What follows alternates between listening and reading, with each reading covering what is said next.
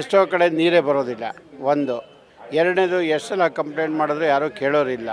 ಯಾಕೆಂದರೆ ಎಲ್ಲರೂ ಕಷ್ಟಪಟ್ಟು ದುಡ್ಕೊಂಡು ಅವರವರನ್ನು ಅವರು ದುಡ್ಕೊಂಡು ತಿಂತಾರೆ. ಈ ಫ್ರೀ ಕೊಟ್ಟಾಗ ಏನಾಗುತ್ತೆ ಅಂದರೆ ಸಮಾಜನೇ ಹಾಳಾಗೋಗ್ಬಿಡುತ್ತೆ.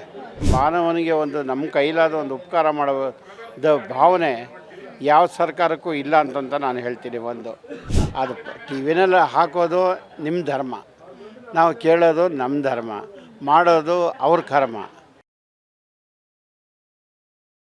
ಸರ್, ಕಾಂಗ್ರೆಸ್ ಸರ್ಕಾರ 60% ಕಮಿಷನ್ ಸರ್ಕಾರ ಅಂತ ಕುಮಾರಸ್ವಾಮಿ ಹೇಳಿದ್ದಾರೆ. ಸೊ ಸಿದ್ದರಾಮಯ್ಯನವರು ಅದಕ್ಕೇನಿದೆ ಸಾಕ್ಷಿ ಕೊಡಿ ಅಂತ ಕೇಳ್ತಾ ಇದ್ದಾರೆ. ಸೊ ಏನು ಅನ್ಸುತ್ತೆ ನಿಮಗೆ, ಕಾಂಗ್ರೆಸ್ ಸರ್ಕಾರ 60% ಕಮಿಷನ್ ಸರ್ಕಾರ ಅಂತ ಅನ್ಸುತ್ತಾ? ಈಗ ಏನಾಗಿದೆ ಅಂದರೆ ಈ ಸರ್ಕಾರದವರು ಆ ಸರ್ಕಾರದವ್ರನ್ನ ಅಲ್ಲಿ ಎದುರುಗಡೆ ಮಾತಾಡ್ತಾರೆ. ಅವರಷ್ಟೇ ಅವ್ರ ಸರ್ಕಾರ ಬಂದಾಗ ಇವರು ಮಾತಾಡ್ತಾರೆ. ಅವಾಗ ಏನು ಗೊತ್ತಾ, ಅಂಡರ್ಸ್ಟ್ಯಾಂಡಿಂಗ್ ಸರ್ಕಾರಗಳಿದ್ದು ರಾಜಕೀಯನೇ ಅಂಡರ್ಸ್ಟ್ಯಾಂಡಿಂಗು. ಒಂದು ಎರಡನೇದೇನು ಗೊತ್ತಾ, ಜನಗಳಿಗೆ ಏನು ಬೇಕಾಗಿದೆ ಬೇಸಿಕ್ ನೀಡ್ಸು, ಅದು ಮೋಸ್ಟ್ ಇಂಪಾರ್ಟೆಂಟು. ಬೇಸಿಕ್ ನೀಡ್ಸ್ ಏನು ಕೇಳೋದು ಜನ? ಒಂದು ಎಲೆಕ್ಟ್ರಿಸಿಟಿ, ಒಂದು ವಾಟ್ರು, ಒಂದು ರೋಡು ಮತ್ತು ಒಂದು ಟ್ರಾನ್ಸ್ಪೋರ್ಟು, ಇಷ್ಟನ್ನು ಕೇಳ್ತಾರೆ. ಇವಾಗ ಎಷ್ಟೋ ಕಡೆ ನೀರೇ ಬರೋದಿಲ್ಲ. ಒಂದು ಎರಡನೇದು ಎಷ್ಟು ಸಲ ಕಂಪ್ಲೇಂಟ್ ಮಾಡಿದ್ರು ಯಾರೂ ಕೇಳೋರಿಲ್ಲ, ಆಯಿತಾ? ಎರಡು ಮೂರನೇದು ರೋಡುಗಳು ನೀವೇ ನೋಡಿದ್ದೀರ. ನಿನ್ನೆ ಮೊನ್ನೆ ಎಲ್ಲ ಎಷ್ಟು ಜನ ಎಕ್ಸ್ಪೈರ್ಡ್ ಆಗ್ತಿದೆ. ಇನ್ನು ಚಿಕ್ಕ ಹುಡುಗರು, ವಯಸ್ಸಾದವ್ರು ಕ್ರಾಸ್ ಮಾಡುವಾಗ ಪೆಡೆಸ್ಟಲ್ ಕ್ರಾಸಿಂಗ್ ಇರೋದಿಲ್ಲ, ಎಲ್ಲ ಪೈಂಟೇ ಹೋಗಿರುತ್ತೆ, ಅದನ್ನು ಯಾರೂ ಕೇಳೋರಿಲ್ಲ, ಆಯಿತಾ? ಅದಾದಮೇಲೆ ಅದು ಎಲೆಕ್ಟ್ರಿಸಿಟಿ ಯಾವಾಗ ಹೋಗುತ್ತೆ ಯಾವಾಗ ಬರುತ್ತೆ ಅಂತ ಗೊತ್ತಾಗಲ್ಲ. ಅದು ಇನ್ನೊಂದೇನೆಂದರೆ, ಕೆಲವರು ಮನೆ ಒಳಗಡೆ ಏಜ್ ಆಗಿರೋರು ಇರ್ತಾರೆ, ಅವ್ರಿಗೆ ಆಕ್ಸಿಜನ್ ಮನೆಯಲ್ಲೇ ಹಾಕಿರ್ತಾರೆ. ಯಾರು? ಹಾಸ್ಪಿಟಲ್ನವರು. ಸಡನ್ನಾಗಿ ಪವರ್ ಹೋಯ್ತು ಅಂದ ತಕ್ಷಣ ಮನುಷ್ಯ ಎಷ್ಟು ಕಷ್ಟಪಡ್ತಾರೆ ಅಂದರೆ ಅಷ್ಟು ಕಷ್ಟಪಡ್ತಾರೆ. ಅವ್ರಿಗೆ ಏನಾಗ್ಬಿಟ್ಟಿದೆ ಅಂದರೆ ಯಾರೂ ಕೇಳೋರಿಲ್ಲ, ಆ ಥರ ಆಗಿಬಿಟ್ಟಿದೆ. ಅವರು ಸಪ್ರೇಟು ಒಂದು ಜನ್ರೇಟ್ ಇಟ್ಕೋಬೇಕು, ಇಲ್ಲಾಂತಂದರೆ ಒಂದು UPS ಇಟ್ಕೋಬೇಕು. ಏನಾದ್ರು ಹೆಚ್ಚು ಕಮ್ಮಿ ಆದಾಗ ಮನುಷ್ಯನ ಜೀವ ಬರೋದೇ ಕಷ್ಟ. ಅಂಥದ್ರಲ್ಲಿ ಮಾನವನಿಗೆ ಒಂದು ನಮ್ಮ ಕೈಲಾದ ಒಂದು ಉಪಕಾರ ಮಾಡೋ ಭಾವನೆ ಯಾವ ಸರ್ಕಾರಕ್ಕೂ ಇಲ್ಲ ಅಂತಂತ ನಾನು ಹೇಳ್ತೀನಿ. ಒಂದೇನು ಗೊತ್ತಾ, ಏನೋ ಇಷ್ಟು ಕೊಟ್ಟಿದ್ದಾರೆ, ಅದರಿಂದ ಬದುಕಿದ್ದೀವಿ, ಅದಕ್ಕೂ ಒಂದು ಸಂತೋಷ ಪಡ್ಬೇಕು ನಾವು. ಯೋಜನೆಗಳಿಂದ ಆಯಿತಾ? ಈಗ ಟ್ರಾನ್ಸ್ಪೋರ್ಟು ಇವಾಗ ನೋಡಿ, ಇಷ್ಟು ವರ್ಷ ಸಹಿತವ ನಮ್ಗೆ ಯಾವತ್ತೂ ಸಹಿತವ ಈ ಥರ ರೇಟ್ಗಳೆಲ್ಲ ಜಾಸ್ತಿ ಮಾಡಿಬಿಟ್ರೆ, ಈಗ ನೋಡಿ ಪೇಮೆಂಟ್ಗಳು ಎಲ್ಲೂ ಜಾಸ್ತಿ ಮಾಡಲ್ಲ ನಮಗೆ. ಅವ್ರೇನು ಮಾಡ್ತಾರೆ ಗೊತ್ತಾ, ನಮ್ಗೆ ನೋಡ್ರಿ, ನಾನು ಕಂಪ್ನಿ ನಡೆಸ್ಬೇಕಂದ್ರೆ ನಾನು ಇಷ್ಟೇ ಕೊಡೋದು, ನೀವು ಸಪೋಸ್ ಇರೋದಿದ್ದರೆ ಇರಿ, ಇಲ್ಲಾಂದರೆ ಬೇರೆ ಕಡೆ ಎಲ್ಲರೂ ಸಿಕ್ಕೋದ್ರಿಂದ ಹೋಗಿ ನೀವು ಅಂತಂತ ಒಂದೇ ಮಾತು ಹೇಳ್ತಾರೆ. ಬಿಟ್ಬಿಟ್ರೆ ಬೇರೆ ಕಡೆ ಹೋದರೆ ನಮಗೆ ಎಲ್ಲಿ ಸಿಗತ್ತೆ ಕೆಲಸ? ನಮ್ಮ ಏಜ್ ಫ್ಯಾಕ್ಟ್ರು, ಇನ್ನೊಂದು ಎಕ್ಸ್ಪೀರಿಯೆನ್ಸು, ಪ್ರತಿಯೊಂದೂ ಅವ್ರು ನೋಡ್ತಾರೆ ಅಲ್ವಾ? ಅಂಥದ್ರಲ್ಲಿ ಗಂಡಸರಿಗೆ ಇವಾಗ ಬಸ್ಸಲ್ಲಿ ಹೋದರೆ, ನಿನ್ನೆ ಒಂದು ಇಂಟರ್ವ್ಯೂ ನೋಡಿದೆ ಟಿ ವಿನಲ್ಲಿ, ಮಾಧ್ಯಮದಲ್ಲಿ ನೋಡಿದಾಗ, ಸುವರ್ಣದಲ್ಲಿ ಅವ್ರು ಹೇಳ್ತಾಯಿದ್ರು, ನನ್ನ ಪಕ್ಕದಲ್ಲಿ ಕೂತಿರೋಳೆ ನನ್ನ ಹೆಂಡತಿ. ಆ ಹೆಂಡ್ತಿನ ಅವರು ಇಂಟರ್ವ್ಯೂ ಮಾಡಿದಾಗ ಅವರು ಒಂದೇ ಮಾತು ಹೇಳಿದ್ರು, ನಮ್ಮ ಯಜಮಾನರಿಗೆ ಟಿಕೆಟ್ ತೊಗೊಳ್ಳಿ ಅಂತಂತ ಹೇಳ್ತಾರೆ, ನಮಗೆ ಮಾತ್ರ ಟಿಕೆಟ್ ಇಲ್ಲ ಅಂತ ಹೇಳ್ತಾರೆ.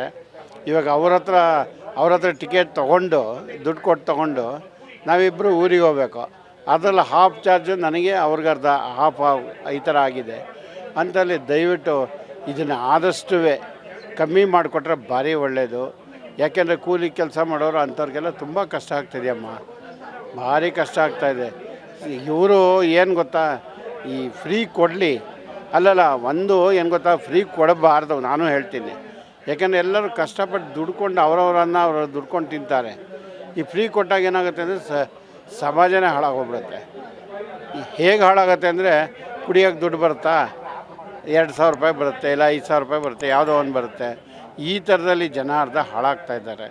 ಅದಕ್ಕೆ ಅವಕಾಶ ಮಾಡ್ಕೊಬಾರ್ದು. ಇನ್ನು ಎಜುಕೇಷನ್ ಮಾಡಲಿ, ಮಕ್ಕಳಿಗೆ ಫ್ರೀ ಮಾಡಲಿ ಎಜುಕೇಷನ್. ಯಾರು ಬಡವರು ಮಕ್ಕಳಿದ್ದಾರೆ ಅಂಥವ್ರಿಗೆ ಒಂದು ಫ್ರೀಯಾಗಿ ಮಾಡಿದ್ರೆ ಅವ್ರಿಗೊಂದು ಭಾರಿ ಸಪೋರ್ಟ್ ಸಿಗ್ದಂಗೆ ಆಗುತ್ತೆ ಅವ್ರ ಫ್ಯಾಮಿಲಿಗೆ.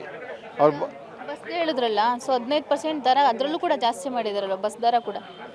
ಬಸ್ ದರದಲ್ಲಿ ಮಾಡಿಬಿಟ್ಟಿದ್ದಾರಲ್ಲ. ಇವಾಗ ಅದನ್ನು ಕಮ್ಮಿ ಮಾಡಿದರೆ ಮಾಡೋಕ್ಕಾಗಲ್ಲ. ಅವರು ಯಾಕೆ ಮಾಡೋಕ್ಕಾಗಲ್ಲ ಅಂತಂದರೆ, ಅವರು ಎಲ್ಲದನ್ನು ಭರಿಸ್ಬೇಕು. ಡೀಸೆಲಿಂದ ಹಿಡಿದು, ಪೇಮೆಂಟಿಂದ ಹಿಡಿದು, PF ಇಂದ ಹಿಡಿದು, ಟೈರು, ಟ್ಯೂಬು, ಪ್ರತಿಯೊಂದು ಅವ್ರಿಗೆ ಕೊಡಬೇಕು.